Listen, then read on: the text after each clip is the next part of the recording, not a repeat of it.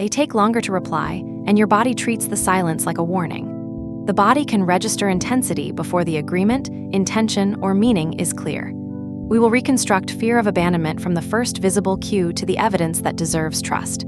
The aim is not to become cold, manufacture jealousy, or pretend the feeling meant nothing. It is to keep desire, dignity, consent, and judgment in the same room while the evidence catches up. Start with a strict limit. Examine the specific behavior around fear of abandonment. Do not diagnose either person from a label. What happened more than once? What expectation had actually been discussed? What did each person do after tension appeared? One painful moment cannot rate your worth or reveal their hidden motives. Rewind to that first hour. Notice when the loop became visible. The cue may be what happens when vulnerability, uncertainty, or a request for closeness enters the room. Name the action before naming the emotion. Notice any changed distance. Catch the unfinished sentence or rush to explain. Notice the urge to cross a limit before asking. This movement happens before the full story hardens.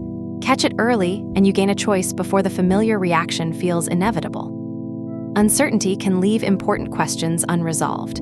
A charged moment may feel clarifying without settling the agreement. Compare that emotional spike with the whole week around it. Attraction can be genuine while the surrounding pattern remains incompatible with the relationship you want. Make 2 short columns. In the first, write only observable facts. What was said, which plan changed, what question went unanswered, or whether an apology named a specific action. In the second, write the prediction your mind added about intention, worth, or the future. Predictions may feel reasonable. They are not evidence. Ask what new behavior would genuinely change your conclusion. If no possible outcome could change it, you are defending a story rather than testing one.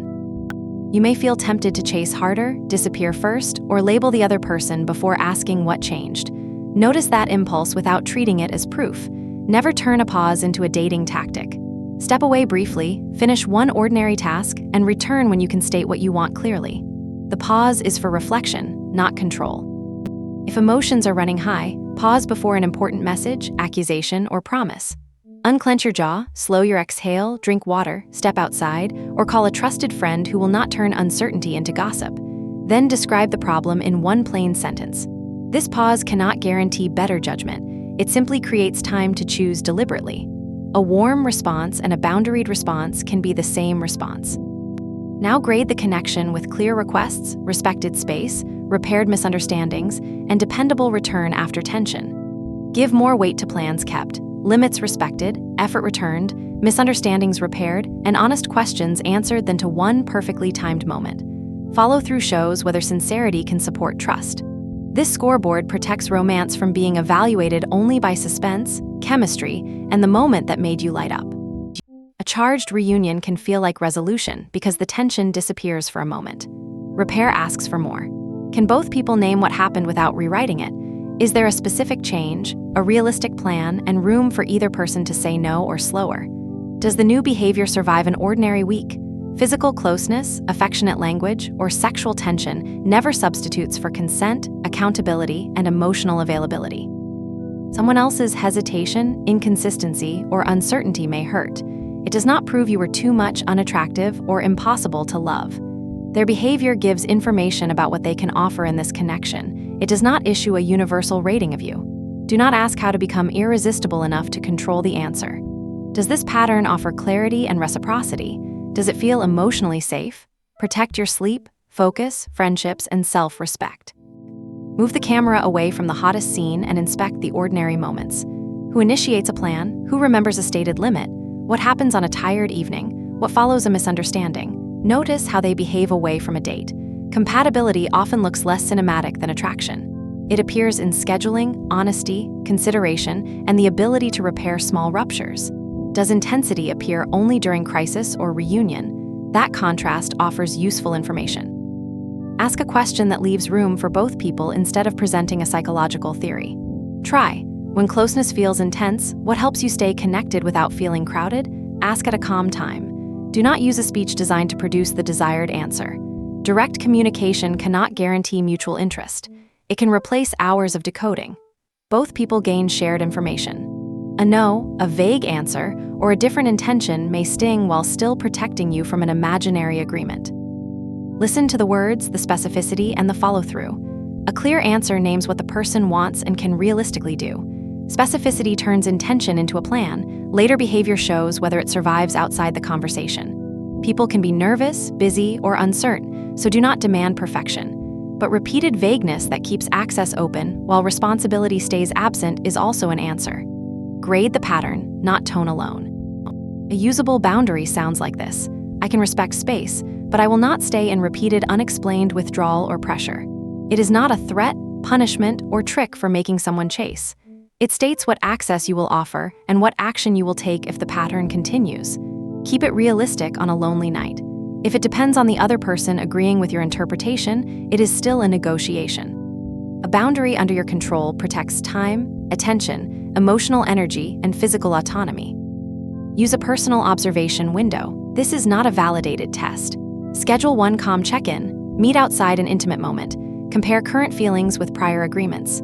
Keep work, sleep, movement, and friendships visible. Notice your urges without diagnosing them. Record direct behavior without diagnosing anyone. Review after one suitable timeframe. 1 week may fit some people. Another timeframe may fit better. Do not act unavailable, provoke jealousy, or use silence to control the outcome. Treat a renewed rush of chemistry as new information, not automatic compatibility or repair. Ask what is actually different, what each person wants now, and whether the moment respects the boundary already stated. You can remain curious without accelerating every level of access at once. Intensity without clarity is a feeling, not a new agreement. Clear words plus sustained action deserve a slower test so reality remains visible. One false move means you chase harder, disappear first, or label the other person before asking what changed. The second performs indifference, posts for a reaction, or disappears first. Both reduce clean evidence. Respond honestly and calmly. Keep your routine, make one clear request, and allow the next actions to answer. Confidence is not winning a contest of who cares less. It is caring without surrendering consent, standards, or control of your choices. The healthier contrast is closeness with enough honesty and stability for both people to remain themselves. It can still include longing, flirtation, nervous laughter, an intense kiss, and vulnerable conversation. The difference is that respect and consistency return after the spark. You spend less time decoding interest and more time learning whether values, pace, communication, and ordinary lives fit. Healthy is not emotionless or perfectly secure. Both adults can ask, pause, repair, and change their minds without punishment or coercion. If this situation includes fear, isolation, coercive pressure, stalking, threats, or difficulty functioning, seek support beyond a video. A licensed mental health professional can examine the full context, and local safety resources matter when control or violence is present. This episode offers language, a question, and an experiment. It cannot diagnose either person or decide whether a relationship is safe. Consent, physical safety, and well-being outrank the storyline. Here is the reset. Catch the first cue. Separate facts from predictions. Regulate before reacting. Ask one clean question, compare the answer with ordinary behavior, and keep your boundary. The goal is not to erase chemistry or become impossible to hurt. Stay warm and steady enough for reality to answer. Growing clarity gives you something real to explore. If confusion remains the main source of intensity, you do not need another dramatic scene to believe that answer. Ordinary days provide the strongest contrast. Consistent answers reduce invented suspense. Repeated avoidance also supplies useful information. You never need perfect certainty, you do need enough clarity. Choices remain yours throughout the process.